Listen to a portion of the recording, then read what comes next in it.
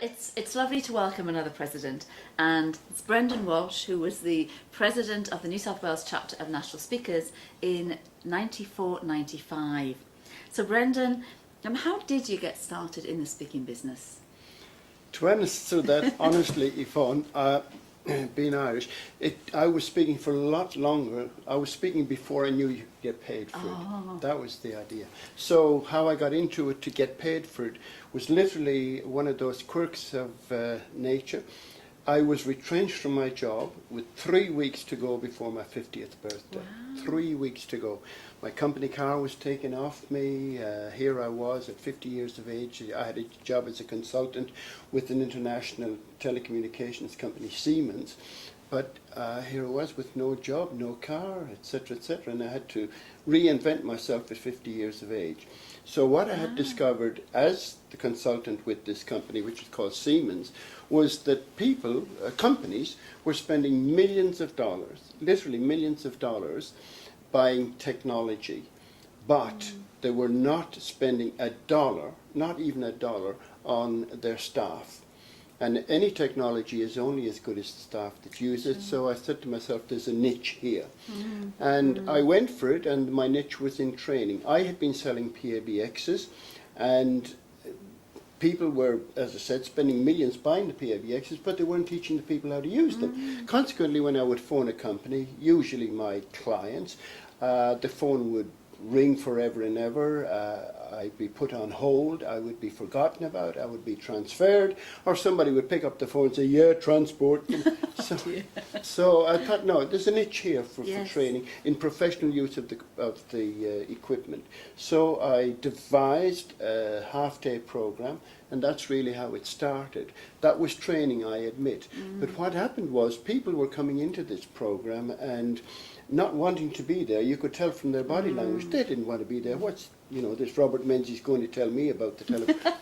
The arms were folded, etc. But I turned it into a really fun session, because I have a great belief in, if people are enjoying themselves, they will absorb far more. In fact, there's a Dr. Tooper who has said, when the mouth is open for laughter, it's possible to shovel in a little food for thought. That's nice. So I actually work on that premise ever since. And after a half day's training, on leaving the thing, they would come over to me and say, gee, I do not know, I did not think anybody could talk about the telephone for that long. But it's gone. It's been terrific. So they spread the word that the people should get me as a speaker for conferences, telecommunications conferences. So that's actually how you developed your topic. It was a natural progression, wasn't it? It was really a natural progression, yeah. Yeah, that's excellent. Now, with your presidency, I'm sure you've got many highlights, but what's a couple of highlights? Well, a couple of highlights. I think probably the biggest highlight that continues to this very day is the introduction of and implementation of the Walter Dickman Award and the Speaker Award. They were both done during my presidency, and they're going today. And I understand that even interstate that they are.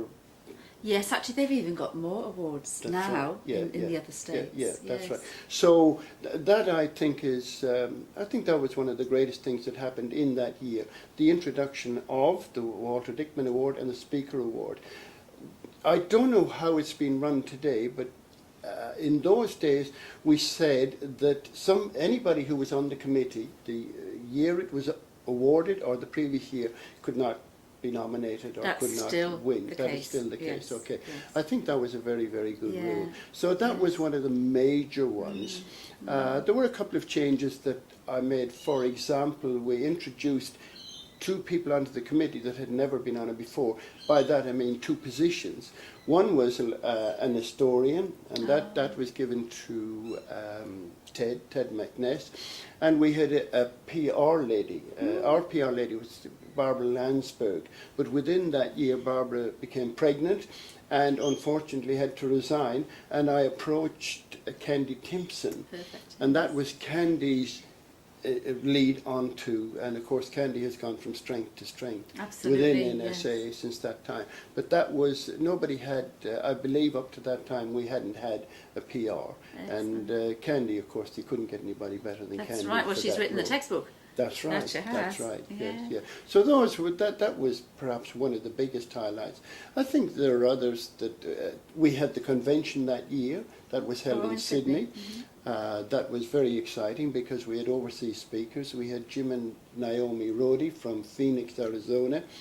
Another big thing that at least to me personally, I thought was a great thing was Jerry Coffey was a speaker for us in January '95. And it was the first and only time that I remember that if you hadn't booked, you couldn't get in. And quite a lot of people were turned away on the night that Jerry was speaking. Wow, yes, I've heard Jerry and he's Yeah, outstanding. Jerry is Yes. brilliant. Jerry is brilliant. Well, of course, within that year too, I had been to two NSAA conferences. One was in Washington, D.C., and the second one was in Minneapolis. At the final dinner at the NSAA conference, I was introduced as a national board member for Australia. Australia really had never had recognition up to that. We were there, yes, but so were other people, but we had never received any recognition. So we did get recognition in that particular year. Yes. And I suppose from a personal point of view, out of all this rolled the fact that I got 4 annual speaking tours myself. Fantastic. In the United States. And that came as a direct result of attending the NSAA conference in Minneapolis. So what do you wish you'd known back then in your year of presidency? I wished I'd known you could get paid for speaking. That's what I wished I'd known. Okay. Yes. And what are your thoughts on producing product?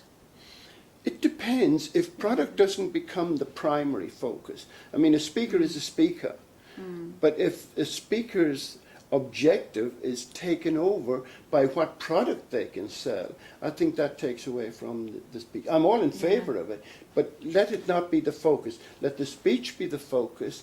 Let the product be the, for the want of a better word, and it's not a pun, but let that be the byproduct. What's the one must that you would suggest for professional speakers to be even more successful today?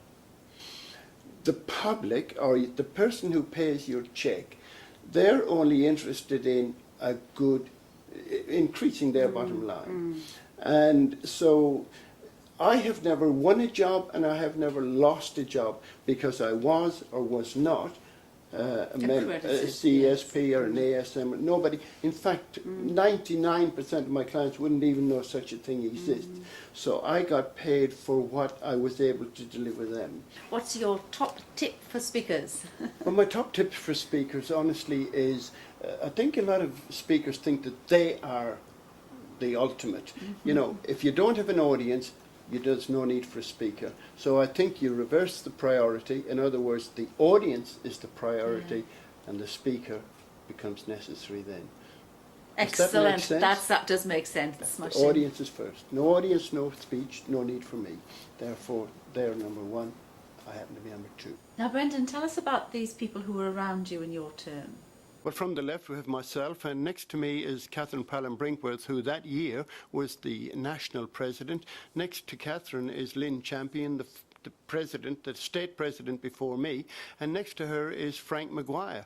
Now, Frank Maguire came and visited us, and I've been lucky enough to see him every time I've been to the States since.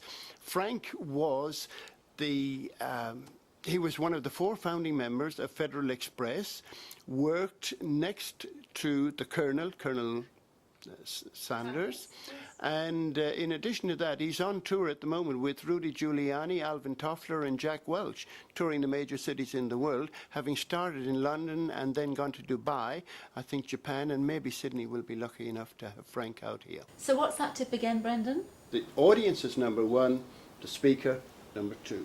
Thank you, Brendan. President of the New South Wales chapter 94-95, Brendan Walsh.